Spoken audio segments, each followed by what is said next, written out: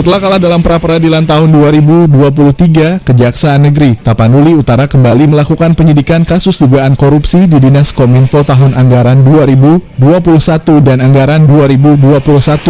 Kepada awak media, Roy B. Tambunan Kasipinsus Kejari Taput Senin 20 Mei 2024 menerangkan setelah dilakukan penyelidikan maka pada September tahun 2023 lalu sudah dinaikkan pada tahap penyidikan. Didampingi Kasih Intel Kejari Taput Mangasi Simanjuntak, Roy mengungkapkan penyidikan dugaan kasus korupsi Dinas Kominfo masih seputar pengadaan Internet Service Provider ISP, yang dibagi menjadi dua penyidikan sesuai tahun penggunaan anggaran. Dua penyidikan ini kita bagi terhadap masing-masing tahun anggaran, satu penyidikan untuk pengadaan ISP untuk tahun 2020, dua penyidikan untuk pengadaan ISP untuk tahun 2021. Dan saat ini Kejari Taput telah melakukan pemeriksaan kepada puluhan saksi-saksi termasuk berikut dua ahli, yaitu ahli LKPP Lembaga Kebijakan Pengadaan Barang Jasa Pemerintah dan ahli IT Information and Technology. Untuk Dinas Kominfo, Kejari telah melakukan pemeriksaan kepada pejabat pembuat komitmen PPK, kuasa pengguna anggaran KPA Bendahara Dinas Kominfo, sedangkan dari perusahaan pengadaan, Kejari Taput juga memerikas PT Icon Plus dan PT Mitra Visioner Solusindo. Kemudian dari hasil pemeriksaan saksi-saksi dan ahli lanjut Kasipinsus, pihak Kejari Taput telah meminta Badan Pengawasan Keuangan dan Pembangunan BPKP per Januari 2024 untuk melakukan penghitungan kerugian keuangan negara.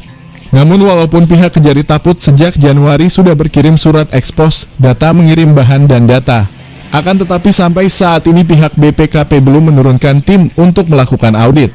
Dari data-data yang sudah terkumpul sebelumnya ditambah data-data baru pengadaan IPS, selama 2 tahun itu ada kerugian negara yang angkanya nyata dan pasti menimbulkan kerugian negara. Penyidikan dugaan korupsi ISP di Dinas Kominfo Taput dapat dimentahkan setelah pihak Kejari kalah di upaya hukum pra-peradilan yang dilakukan tersangka tahun 2023. Alasan kekalahan pada saat itu karena Kejari Taput dalam menentukan kerugian negara menggunakan hasil audit akuntan publik. Edward JP Hutape Palapa TV mengabarkan. Kadis. Itu kan dulu Pak sempat dipraktik. Iya, di tahun 2023. 2023, ya, 2023.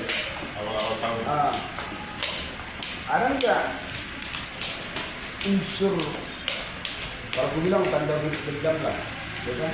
Sehingga dilakukan penyelidikan kembali. Oke, saya jawab. Kalau unsur dendam mungkin tidak ada, tentang personal sesuai SOP. Yang namanya putusan pra-peradilan itu bukan memastikan itu penyelidikan tidak bisa dilaksanakan kembali. Itu kan hanya pertimbangan majelis hakim mengenai prosedur penyidikan yang dilaksanakan oleh tim penyidik pada saat itu berdasarkan hasil prapi. Nah, kita selaku penyelidik dan penyidik juga memperbaharui surat penyelidikan hingga akhirnya kita terbitkan sprindik untuk menindaklanjuti penyelidikan walaupun sudah hasil surat prapi apapun setelah proses tetap berlanjut, itulah hasilnya.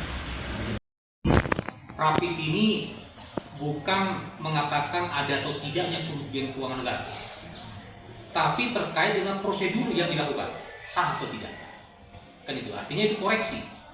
Ya ketika misalnya kita dikoreksi, ada kesalahan kita ya, tinggal kita perbaiki. Kita terbitkan lagi sprindik. Kan itu. Nah, kalau memang kita yakin ada perbuatan di sana, itu masalah rapid itu.